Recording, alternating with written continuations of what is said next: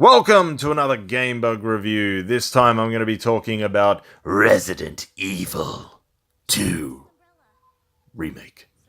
So yeah, this is the remake. I was playing it on the Xbox One X just so I could have the best visual experience of all time.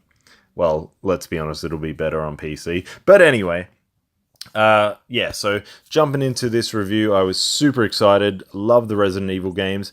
Resident Evil 2 was actually one that I never finished. I actually finished the first one, played a bit of the second one, and for whatever reason just didn't end up playing much more of it, even though I enjoyed it, and then ended up going on to number 3, finishing that, 4, Code Veronica, Code Veronica, then 4, played everything else, but for some reason didn't get through number 2.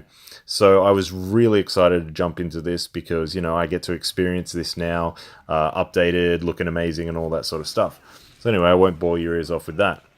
So jumping into the story, even if you've never played a Resident Evil game, I think this is a cool point to start at because you play as Leon Kennedy. First day on the job, he's heading to Raccoon City to go to work at the police station. And he has no idea what is going on. He doesn't know what's happened. So he's experiencing this just as you are. So he's questioning what's going on while you're thinking what the hell's going on. So the story unravels as he finds out as well. And I think that's a really cool way to tell a story as you experience it with the character. So don't fear if you've never played any other Resident Evil. I think this is a great one to jump into. So concept, story is great. It's cheesy, it's typical horror tropes, jump scares, all that jazz. But yeah, it's a really good story. But it is cheesy to its detriment and also in its favor. So it just sort of depends how you like your horror. If you want something dead serious and grounded, it's probably not going to be for you. If you like your horror a bit more wacky, then maybe it is for you. So yeah, decent story. And voice acting is pretty good, which I will talk about later. So going on to graphics, goddamn, this game looks amazing. So amazing lighting and just incredible visuals all throughout the game. The lighting is key in this game because seeing shadows as you're going through a dark hallway or lighting up a room with your flashlight and not being able to see anything around you, and then lightning flashes, and just it's absolutely incredible, the lighting work in this game.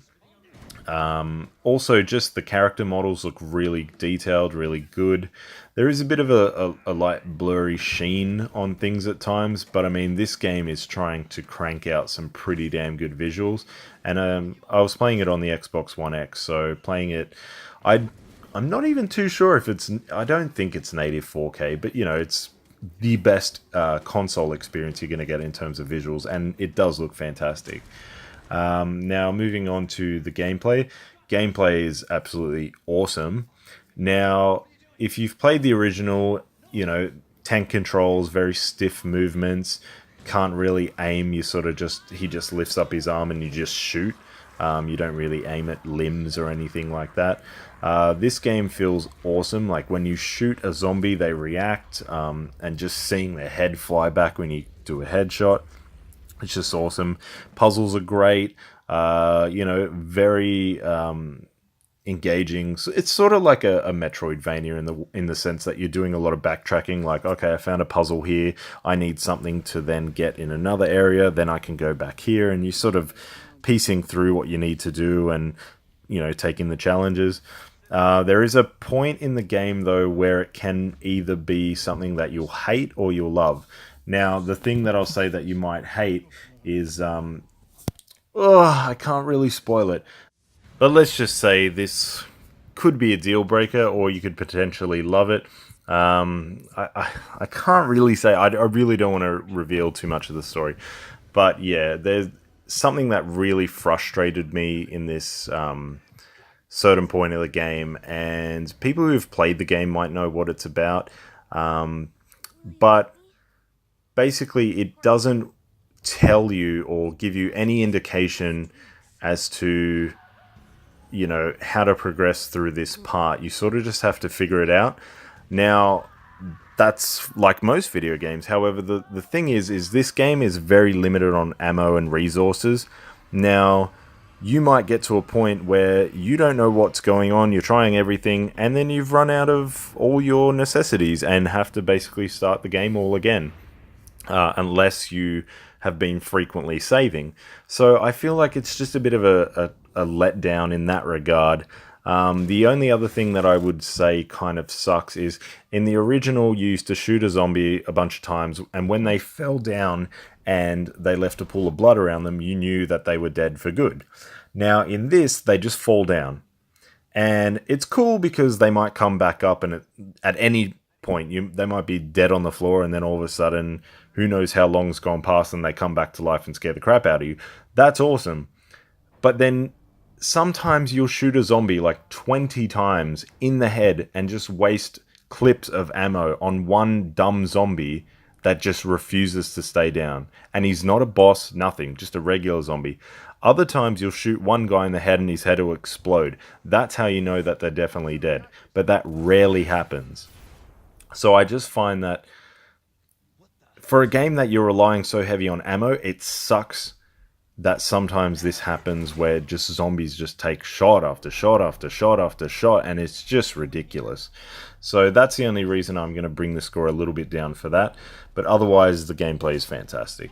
Now, moving on to the music and the voice acting and all that, the voice acting is pretty damn good. Leon's voice is a little bit more high-pitched than I'd like, than the previous Leon in the series, but, you know, does a good job. There's some cheesy dialogue, like there's some lame dialogue in there, but it's kind of part of Resident Evil's history, like having lame dialogue. So I kind of feel like it needs to be in there. You know, so, and this story is all over the place. You know, this is a game from the 90s, so what are you going to do? But other than that, the sound, the music, just the atmosphere it sets is just creepy. Like, I had just one female zombie just do this really disgusting shriek that really creeped me out as I entered this room, and there's just the noises they make, and just and the crunching of them eating people. It's kind of gross and pretty damn awesome. Yeah, so great sound design. Now, the last thing, the awesomeness category. So we sort of pick something that we think really stands out in a game that we're reviewing. Now, for Resident Evil 2, the remake, just like the original, tons of content. You can play the story of Leon, you can play the story of Claire. They intertwine, but they're quite different in parts. So it's really cool having that. Extends the gameplay and all that sort of stuff. And then there's bonus things to unlock. There's extra hidden secrets, which I can't spoil, but ton of content. It'll keep you engaged throughout the whole thing. It's just amazing. Like, I couldn't ask for a better remake.